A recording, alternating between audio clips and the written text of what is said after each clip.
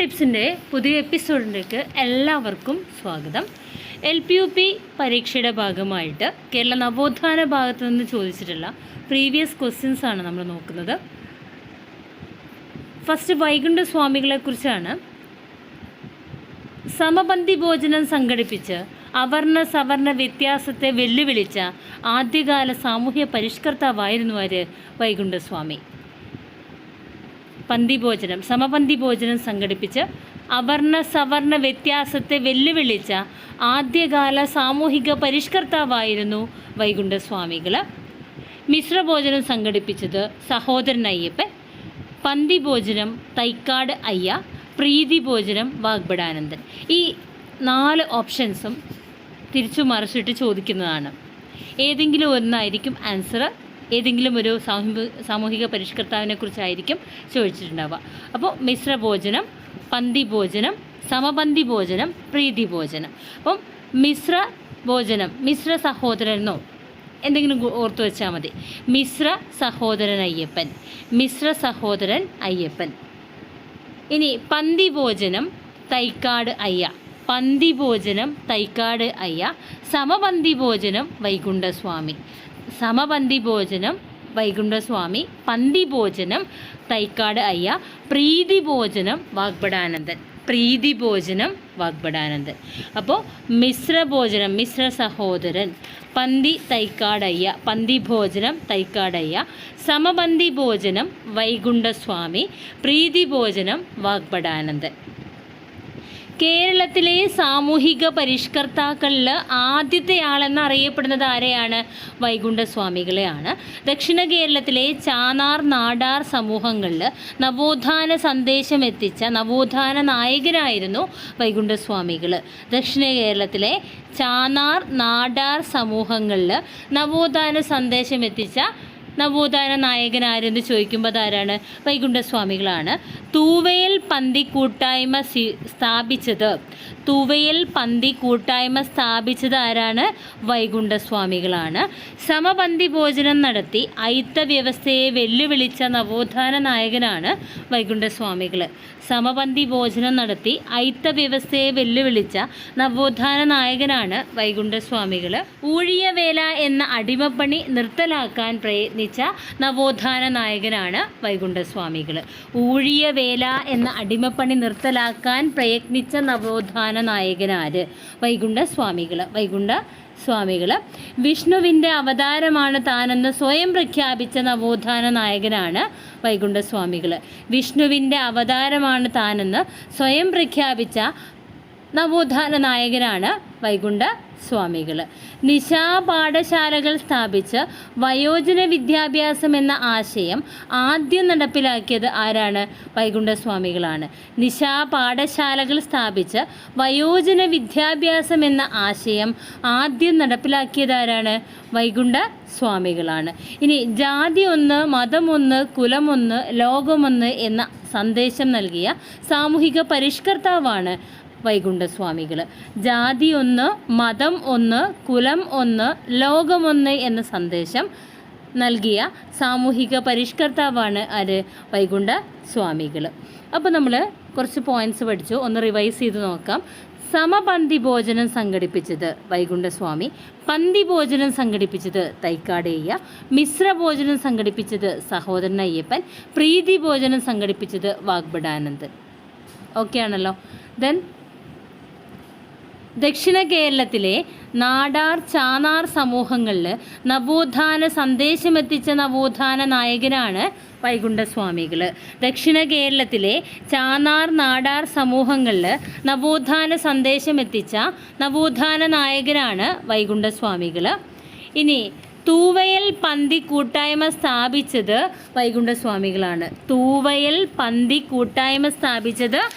വൈകുണ്ഠസ്വാമികളാണ്. സമപന്തി ഭോജനം നടത്തി അയിത്ത വ്യവസ്ഥയെ വെല്ലുവിളിച്ച നവോത്ഥാന നായകനാണ് വൈകുണ്ഠസ്വാമികൾ. സമപന്തി ഭോജനം നടത്തി അയിത്ത വ്യവസ്ഥയെ വെല്ലുവിളിച്ച നവോത്ഥാന നായകനാണ് വൈകുണ്ഠസ്വാമികൾ. കേരളത്തിലെ സാമൂഹിക പരിഷ്കർത്താക്കളിൽ ആദ്യത്തെയാളെന്നറിയപ്പെടുന്നത് വൈകുണ്ഠസ്വാമികളാണ്. ഊഴിയവേല എന്ന അടിമപ്പണി നിർത്തലാക്കിയ നവോത്ഥാന നായകനാണ് വൈകുണ്ഠസ്വാമികൾ. വിഷ്ണുവിൻ്റെ അവതാരമാണ് താനെന്ന് സ്വയം പ്രഖ്യാപിച്ച നവോത്ഥാന നായകനാണ് വൈകുണ്ഠസ്വാമികൾ. നിശാ പാഠശാലകൾ സ്ഥാപിച്ച് വയോജന വിദ്യാഭ്യാസം എന്ന ആശയം ആദ്യം നടപ്പിലാക്കിയത് വൈകുണ്ഠസ്വാമികളാണ്. ജാതി ഒന്ന്, മതമൊന്ന്, കുലമൊന്ന്, ലോകമൊന്ന് എന്ന സന്ദേശം നൽകിയ സാമൂഹിക പരിഷ്കർത്താവാണ് ആര്? വൈകുണ്ഠസ്വാമികൾ. ഒരേ ജാതി, ഒരേ മതം, ഒരേ ദൈവം, ഒരേ ഉലകം, ഒരേ അരശ്, ഒരേ നീതി. വൈകുണ്ഠസ്വാമികളുടേതാണത്. ഒരേ ജാതി, ഒരേ മതം, ഒരേ ദൈവം, ഒരേ ഉലകം, ഒരേ അരശ്, ഒരേ നീതി. വൈകുണ്ഠസ്വാമികളുടെ വാക്കുകളാണ്. ജാതി വേണ്ട, മതം വേണ്ട, ദൈവം വേണ്ട മനുഷ്യന് എന്ന സന്ദേശം സഹോദരൻ അയ്യപ്പനാണ് നൽകിയിട്ടുള്ളത്. ജാതി വേണ്ട, മതം വേണ്ട, ദൈവം വേണ്ട മനുഷ്യന് എന്ന് പറഞ്ഞത് സഹോദരൻ അയ്യപ്പൻ. ജാതിയെ വിധിക്കുന്നു, ജാതിയെ സ്ഥാപിക്കുന്നു, ജാതിയിൽ നിന്നിടുന്നു, ജാതിതാൻ ഹിന്ദുമതം എന്ന് പ്രസ്താവിച്ചത് സഹോദരൻ അയ്യപ്പൻ. ജാതിയെ വിധിക്കുന്നു, ജാതിയെ സ്ഥാപിക്കുന്നു, ജാതിയിൽ നിന്നിടുന്നു, ജാതിതാൻ ഹിന്ദുമതം എന്ന് പ്രസ്താവിച്ചത് സഹോദരൻ അയ്യപ്പനാണ്. അപ്പോൾ ഒരു ജാതി, ഒരു മതം, ഒരു ദൈവം മനുഷ്യന് എന്ന സന്ദേശം നൽകിയത് ശ്രീനാരായണ ഗുരുവാണ്. ഒരു ജാതി, ഒരു മതം, ഒരു ദൈവം മനുഷ്യന് എന്ന സന്ദേശം നൽകിയത് ശ്രീനാരായണ ഗുരുവാണ്. തിരുവിതാംകൂർ രാജാവിനെ അനന്തപുരിയിലെ നീചൻ എന്ന് വിശേഷിപ്പിച്ചത് വൈകുണ്ഠസ്വാമികളാണ്. തിരുവിതാംകൂറിനെ ഭരണത്തെ കരിനീച ഭരണം എന്ന് വിശേഷിപ്പിച്ചതും വൈകുണ്ഠസ്വാമികളാണ്. അതുപോലെ തന്നെ ബ്രിട്ടീഷ് ഭരണത്തെ അദ്ദേഹം വെണ്ണീച ഭരണം എന്ന് വിശേഷിപ്പിച്ചു. വേല ചെയ്താൽ കൂലി കിട്ടണമെന്ന മുദ്രാവാക്യം മുഴക്കിയത് വൈകുണ്ഠസ്വാമികളാണ്. വേല ചെയ്താൽ കൂലി കിട്ടണമെന്ന മുദ്രാവാക്യം മുഴക്കിയത് വൈകുണ്ഠസ്വാമികളാണ്. രാജാധികാരത്തെ എതിർത്ത ആദ്യത്തെ വിപ്ലവകാരി വൈകുണ്ഠസ്വാമികളാണ്. സമത്വ സമാജ സ്ഥാപകൻ വൈകുണ്ഠസ്വാമികളാണ്. ഇപ്പോൾ സമത്വ സമാജം സ്ഥാപിതമായത് ഏത് വർഷമാണ്? 1836. അപ്പോൾ ജാതി ചിന്ത നിലനിന്നിരുന്ന ആ കാലഘട്ടത്തിൽ മനുഷ്യരെല്ലാം സമന്മാരാണെന്ന ബോധം സൃഷ്ടിക്കുന്നതിന് വേണ്ടി രൂപീകരിക്കപ്പെട്ട ഒരു പ്രസ്ഥാനമായിരുന്നു സമത്വ സമാജം. കേരളത്തിലെ ആദ്യത്തെ സാമൂഹിക പരിഷ്കരണ പ്രസ്ഥാനമായി പരിഗണിക്കപ്പെടുന്നതാണ് സമത്വ സമാജം. തമിഴ്നാട്ടിലെ കന്യാകുമാരി ജില്ലയിലെ ശുചീന്ദ്രം എന്ന സ്ഥലത്താണ് സമത്വ സമാജം സ്ഥാപിക്കപ്പെട്ടത്. സമ്പൂർണ്ണ ദേവൻ എന്നറിയപ്പെടുന്നത് ആരെയാണ്? വൈകുണ്ഠസ്വാമികളെയാണ്. ശിവനാരായണർ, നാരായണ പണ്ടാരം എന്നീ പേരുകളിൽ അറിയപ്പെടുന്നതും വൈകുണ്ഠസ്വാമികളെയാണ്. അപ്പോൾ സമ്പൂർണ്ണ ദേവൻ, ശിവനാരായണർ, നാരായണ പണ്ടാരം എന്നൊക്കെ അറിയപ്പെടുന്നത് ആര് തന്നെയാണ്? വൈകുണ്ഠസ്വാമികളെ തന്നെയാണ്. മാറുമറയ്ക്കൽ ആവശ്യപ്പെട്ട് തിരുവിതാംകൂറിൽ നടന്ന പ്രക്ഷോഭമാണ് ചാന്നാർ ലഹള. മാറുമറക്കൽ ആവശ്യപ്പെട്ടുകൊണ്ട് തിരുവിതാംകൂറിൽ നടന്ന ലഹളയാണേത്? ചാന്നാർ ലഹള. അതായത് ചാന്നാർ സമുദായത്തിലെ സ്ത്രീകൾക്ക് മാറുമറയ്ക്കാനുള്ള അവകാശത്തിന് വേണ്ടി തിരുവിതാംകൂറിൽ നടന്ന സമരമാണ് ചാന്നാർ ലഹള. ചാന്നാർ ലഹള നടന്ന വർഷം 1859. കേരളത്തിലെ ആദ്യത്തെ സാമൂഹിക പ്രക്ഷോഭമാണ് ചാന്നാർ ലഹള. 1859 നടന്നത്. കേരളത്തിലെ ആദ്യത്തെ സാമൂഹിക പ്രക്ഷോഭം ചാന്നാർ ലഹള 1859 നടന്നു. ചാന്നാർ ലഹളയുടെ മറ്റൊരു പേരാണ് മേൽമുണ്ട് സമരം. ചാന്നാർ ലഹളയുടെ മറ്റൊരു പേര് മേൽമുണ്ട് സമരം. കേരളത്തിലെ ആദ്യത്തെ സാമൂഹിക പ്രക്ഷോഭമാണ് ചാന്നാർ ലഹള.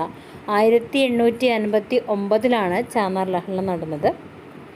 ചാന്നാർ ലഹളയുടെ മറ്റൊരു പേരാണ് മേൽമുണ്ട് സമരം. മേൽമുണ്ട് സമരത്തിന് നേതൃത്വം നൽകിയത് വൈകുണ്ഠസ്വാമികളാണ്. അപ്പോൾ നമ്മൾ ആ പോയിൻറ്റ്സ് ഒന്നുകൂടി നോക്കാം. അതായത് തിരുവിതാംകൂർ രാജാവിനെ അനന്തപുരിയിലെ നീചൻ എന്ന് വിശേഷിപ്പിച്ചത് വൈകുണ്ഠസ്വാമികളാണ്. തിരുവിതാംകൂറിലെ ഭരണത്തെ കരിനീച ഭരണം എന്ന് വിശേഷിപ്പിച്ചത് വൈകുണ്ഠസ്വാമികളാണ്. വേല ചെയ്താൽ കൂലി കിട്ടണം എന്ന മുദ്രാവാക്യം മുഴക്കിയത് വൈകുണ്ഠസ്വാമികളാണ്. രാജാധികാരത്തെ എതിർത്ത ആദ്യത്തെ വിപ്ലവകാരിയാണ് വൈകുണ്ഠസ്വാമികൾ. സമത്വ സമാജം സ്ഥാപിച്ചത് വൈകുണ്ഠസ്വാമികളാണ്. 1836 സമത്വ സമാജം സ്ഥാപിക്കപ്പെട്ടത്. ജാതി ചിന്ത നിലനിന്നിരുന്ന കാലത്ത് മനുഷ്യരെല്ലാം സമന്മാരാണെന്ന ബോധം സൃഷ്ടിക്കുന്നതിനായി രൂപീകരിച്ച പ്രസ്ഥാനമായിരുന്നു സമത്വ സമാജം. കേരളത്തിലെ ആദ്യത്തെ സാമൂഹിക പരിഷ്കരണ പ്രസ്ഥാനമായി പരിഗണിക്കപ്പെടുന്നത് സമത്വ സമാജമാണ്. സമത്വ സമാജം സ്ഥാപിക്കപ്പെട്ട സ്ഥലം തമിഴ്നാട്ടിലെ കന്യാകുമാരി ജില്ലയിലെ ശുചീന്ദ്രം എന്ന സ്ഥലത്താണ്. തമിഴ്നാട്ടിലെ കന്യാകുമാരി ജില്ലയിലെ ശുചീന്ദ്രം എന്ന സ്ഥലത്താണ് സമത്വ സമാജം സ്ഥാപിക്കപ്പെട്ടത്. സമ്പൂർണ്ണദേവൻ എന്നറിയപ്പെടുന്നത് വൈകുണ്ഠസ്വാമികളാണ്. ശിവനാരായണർ, നാരായണ പണ്ഡാരം എന്നീ പേരുകളിൽ അറിയപ്പെടുന്നത് വൈകുണ്ഠസ്വാമികളെയാണ്.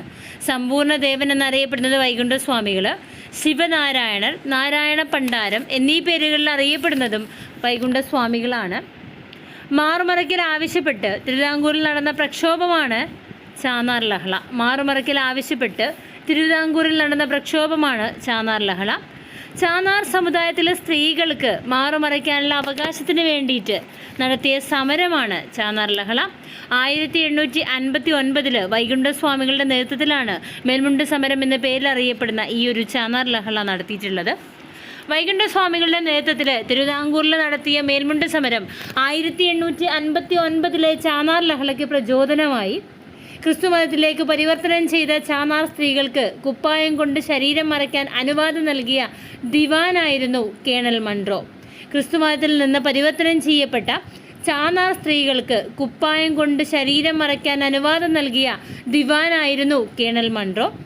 ചാന്നാർ സ്ത്രീകൾക്ക് മാറുമറച്ച് വസ്ത്രധാരണം നടത്താനുള്ള അനുമതി നൽകിയ തിരുവിതാംകൂർ ഭരണാധികാരിയായിരുന്നു ഉത്രം തിരുനാൾ മാർത്താണ്ഡവർമ്മ.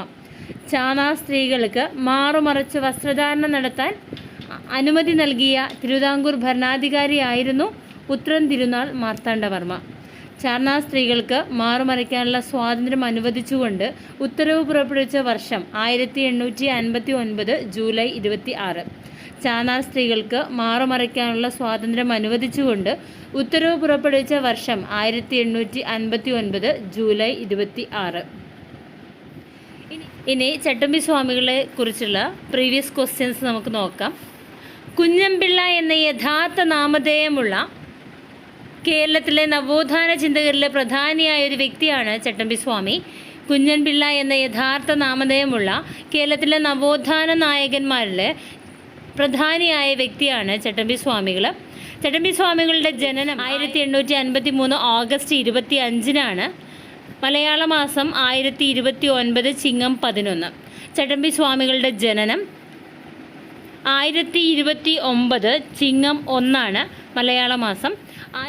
1825 ഓഗസ്റ്റ് 25 മലയാള മാസം 1029 ചിങ്ങം 11.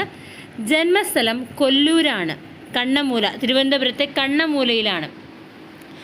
ബാല്യകാല നാമം കുഞ്ഞമ്പിള്ള, യഥാർത്ഥ നാമം അയ്യപ്പൻ. മഹാസമാധി 1924 മെയ് 5, അതായത് 1099 മേടം 23 അദ്ദേഹം സമാധി അടഞ്ഞത്.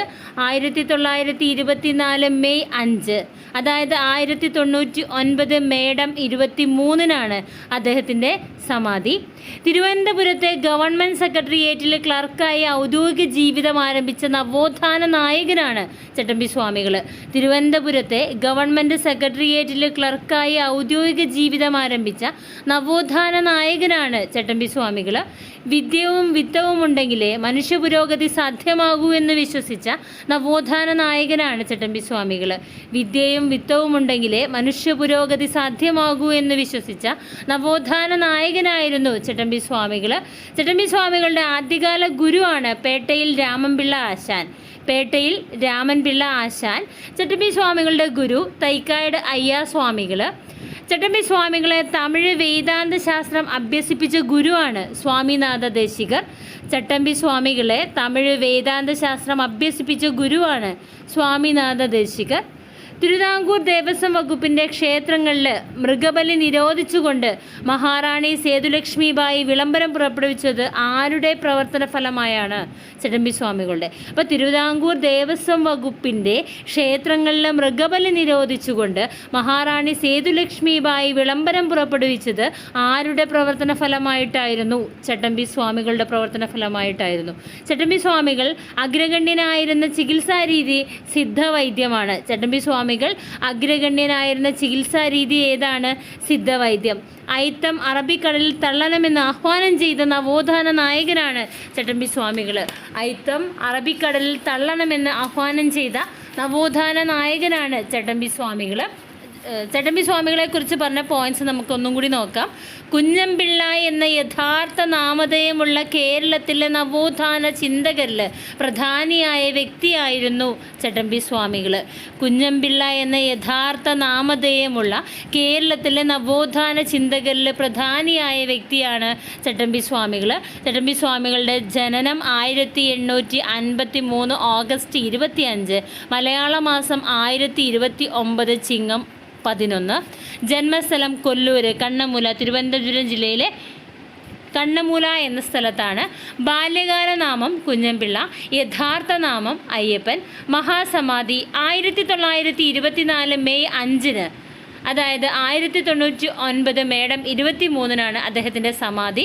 1924 മെയ് 5, അതായത് 1099 മേടം 23. തിരുവനന്തപുരത്തെ ഗവൺമെൻറ് സെക്രട്ടേറിയറ്റിൽ ക്ലർക്കായി ഔദ്യോഗിക ജീവിതം ആരംഭിച്ച നവോത്ഥാന നായകനാണ് ചട്ടമ്പി സ്വാമികൾ. തിരുവനന്തപുരത്തെ ഗവൺമെൻറ് സെക്രട്ടേറിയറ്റിൽ ക്ലർക്കായി ഔദ്യോഗിക ജീവിതം ആരംഭിച്ച നവോത്ഥാന നായകനായിരുന്നു ചട്ടമ്പി സ്വാമികൾ. വിദ്യയും വിത്തവും ഉണ്ടെങ്കിലേ മനുഷ്യ പുരോഗതി സാധ്യമാകൂ എന്ന് വിശ്വസിച്ച നവോത്ഥാന നായകനാണ് ചട്ടമ്പി സ്വാമികൾ. അദ്ദേഹത്തിൻ്റെ ആദ്യകാല ഗുരുവാണ് പേട്ടയിൽ രാമൻപിള്ള ആശാൻ. ചട്ടമ്പി സ്വാമികളുടെ ഗുരു തൈക്കാട് അയ്യ സ്വാമികളാണ്. ചട്ടമ്പി സ്വാമികളെ തമിഴ് വേദാന്ത ശാസ്ത്രം അഭ്യസിപ്പിച്ച ഗുരുവാണ് സ്വാമിനാഥ ദേശികർ. തിരുവിതാംകൂർ ദേവസ്വം വകുപ്പിൻ്റെ ക്ഷേത്രങ്ങളിൽ മൃഗബലി നിരോധിച്ചുകൊണ്ട് മഹാറാണി സേതുലക്ഷ്മി ബായി വിളംബരം പുറപ്പെടുവിച്ചത് ആരുടെ പ്രവർത്തന ഫലമായിട്ടാണ്? ചട്ടമ്പി സ്വാമികളുടെ പ്രവർത്തന ഫലമായിട്ടാണ്. ചട്ടമ്പി സ്വാമികൾ അഗ്രഗണ്യനായിരുന്ന ചികിത്സാ രീതി സിദ്ധവൈദ്യമാണ്. അയിത്തം അറബിക്കടലിൽ തള്ളണമെന്ന് ആഹ്വാനം ചെയ്ത നവോത്ഥാന നായകനായിരുന്നു ചട്ടമ്പി സ്വാമികൾ. അയിത്തം അറബിക്കടലിൽ തള്ളണമെന്ന് ആഹ്വാനം ചെയ്ത നവോത്ഥാന നായകനാണ് ആര്? ചട്ടമ്പി സ്വാമികൾ. അനുകമ്പയായ മധുരത്താൽ നിറഞ്ഞതായിരിക്കണം മനുഷ്യ മനസ്സ് എന്ന് ആഹ്വാനം ചെയ്തത് ചട്ടമ്പി സ്വാമികൾ. അനുകമ്പയായ മധുരത്താൽ നിറഞ്ഞതായിരിക്കണം മനുഷ്യ മനസ്സ് എന്ന് ആഹ്വാനം ചെയ്തത് ചട്ടമ്പി സ്വാമികളാണ്. ചട്ടമ്പി സ്വാമികളുടെ പ്രധാന ശിഷ്യനാണ് ബോധേശ്വരൻ. ജയ കോമള കേരളധരണി എന്ന് തുടങ്ങുന്ന കേരള ഗാനത്തിൻ്റെ കർത്താവ് ബോധേശ്വരനാണ്. അദ്ദേഹം ഒരു ഗരുഡനാണെങ്കിൽ ഞാൻ വെറുമൊരു കൊതുകാണ്. ചട്ടമ്പി സ്വാമി ഇങ്ങനെ വിശേഷിപ്പിച്ചത് ആരെക്കുറിച്ചാണ്? സ്വാമി വിവേകാനന്ദനെ കുറിച്ചാണ്. അദ്ദേഹം ഒരു ഗരുഡനാണെങ്കിൽ ഞാൻ വെറും ഒരു കൊതുകാണ് എന്ന് സ്വാമി വിവേകാനന്ദനെ കുറിച്ച് ചട്ടമ്പി സ്വാമികൾ പറഞ്ഞ വാക്കുകളാണ്. മലബാറിൽ ഞാനൊരു യഥാർത്ഥ മനുഷ്യനെ കണ്ടുവെന്ന് സ്വാമി വിവേകാനന്ദൻ ആരെക്കുറിച്ചാണ് പറഞ്ഞത്? ചട്ടമ്പി സ്വാമികളെക്കുറിച്ച്. തിരുവനന്തപുരത്ത് കല്ലുവീട്ടിൽ വെച്ച് പട്ടിസദ്യ നടത്തിയ നവോത്ഥാന നായകനാണ് ചട്ടമ്പി സ്വാമികൾ. തിരുവനന്തപുരത്ത് കല്ലുവീട്ടിൽ വെച്ച് പട്ടിസദ്യ നടത്തിയ നവോത്ഥാന നായകനാണ് ചട്ടമ്പി സ്വാമികൾ. ചട്ടമ്പി സ്വാമികൾ വിവേകാനന്ദനെ കണ്ടുമുട്ടിയ വർഷം 1892 എറണാകുളത്ത് വെച്ചാണ്. 1892 ചട്ടമ്പി സ്വാമികൾ വിവേകാനന്ദനെ കണ്ടുമുട്ടിയത്. 1892 എറണാകുളത്ത് വെച്ച് ചട്ടമ്പി സ്വാമികളെ വിവേകാനന്ദനെ കണ്ടുമുട്ടി. ചട്ടമ്പി സ്വാമികളോടുള്ള ആദര സൂചകമായി ഇന്ത്യൻ തപാൽ വകുപ്പ് സ്റ്റാമ്പ് പുറത്തിറക്കിയത് 2014 ഏപ്രിൽ 30-നാണ്. ചട്ടമ്പി സ്വാമികളോടുള്ള ആദര സൂചകമായി ഇന്ത്യൻ തപാൽ വകുപ്പ് സ്റ്റാമ്പ് പുറത്തിറക്കിയ വർഷം 2014 ഏപ്രിൽ 30-നാണ്. കേരള സർക്കാർ ജീവകാരുണ്യ ദിനമായി പ്രഖ്യാപിച്ച ദിനം ഓഗസ്റ്റ് 25, ചട്ടമ്പി സ്വാമികളുടെ ജന്മദിനമാണ്. കേരള സർക്കാർ ജീവകാരുണ്യ ദിനമായി പ്രഖ്യാപിച്ച ദിനം ഓഗസ്റ്റ് 25, ചട്ടമ്പി സ്വാമികളുടെ ജന്മദിനം. ചട്ടമ്പി സ്വാമികളുടെ ജീവിതത്തെ ആസ്പദമാക്കി മഹാമുനി എന്ന നോവൽ രചിച്ചത് കൈതക്കൽ സോമക്കുറുപ്പാണ്. കൈതക്കൽ സോമക്കുറുപ്പ്. ചട്ടമ്പി സ്വാമികളുടെ ജീവിതത്തെ ആസ്പദമാക്കി മഹാമുനി എന്ന നോവൽ രചിച്ചത് കൈതക്കൽ സോമക്കുറുപ്പാണ്. കേരള സർക്കാർ ജീവകാരുണ്യ ദിനമായിട്ട് പ്രഖ്യാപിച്ച ഓഗസ്റ്റ് 25 അദ്ദേഹത്തിൻ്റെ ജന്മദിനമാണ്. ചട്ടമ്പി സ്വാമികളുടെ സമാധിയിൽ അനുശോചിച്ച് പണ്ഡിറ്റ് കറുപ്പൻ രചിച്ച കവിതയാണ് സമാധി സപ്താഹം. സമാധി സപ്താഹം. അദ്ദേഹത്തിൻ്റെ വിശേഷണങ്ങൾ നോക്കാം നമുക്ക്. ശ്രീ ഭട്ടാരകൻ, ബാലഭട്ടാരകൻ, കാഷായം ധരിക്കാത്ത സന്യാസി, കാവ്യവും കമണ്ഡലവുമില്ലാത്ത സന്യാസി. ചട്ടമ്പി സ്വാമികളെ സദ്ഗുരു, പരിപൂർണ കലാനിധി, സർവജ്ഞനായ ഋഷി എന്നൊക്കെ ശ്രീനാരായണ ഗുരു വിശേഷിപ്പിക്കുന്നുണ്ട്. സദ്ഗുരു, പരിപൂർണ കലാനിധി, സർവജ്ഞനായ ഋഷി എന്നൊക്കെ ശ്രീനാരായണ ഗുരു വിശേഷിപ്പിക്കുന്നു.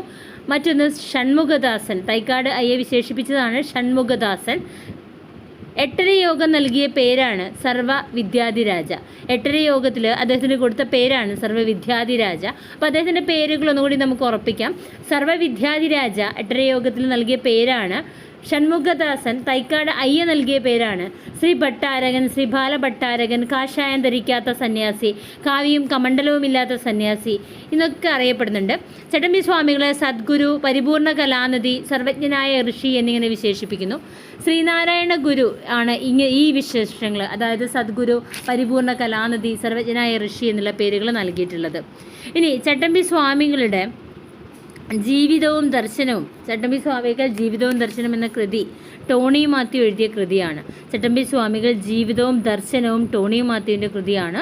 ജീവിതവും കൃതികളും എന്നത് കെ മഹേശ്വരൻ നായരുടെ കൃതിയാണ്. ചട്ടമ്പി സ്വാമികൾ ജീവിതവും കൃതികളും എന്നുള്ളത് കെ മഹേശ്വരൻ നായരുടെ കൃതിയാണ്. ഇത്രയും കാര്യങ്ങളാണ് ചട്ടമ്പി സ്വാമികളെക്കുറിച്ച് നമുക്ക് പ്രീവിയസ് ആയിട്ട് ചോദിച്ചത് നമുക്ക് പറയാനുള്ളത്. ഇനി നമുക്ക് നമ്മുടെ ശ്രീനാരായണ ഗുരുവിനെ കുറിച്ചാണ്, അദ്ദേഹവുമായി റിലേറ്റഡ് ആയിട്ടുള്ള പ്രീവിയസ് ക്വസ്റ്റ്യൻസ് ആണ് നോക്കാനുള്ളത്. നമുക്ക് നെക്സ്റ്റ് എപ്പിസോഡിൽ നോക്കാം. Okay, thank you.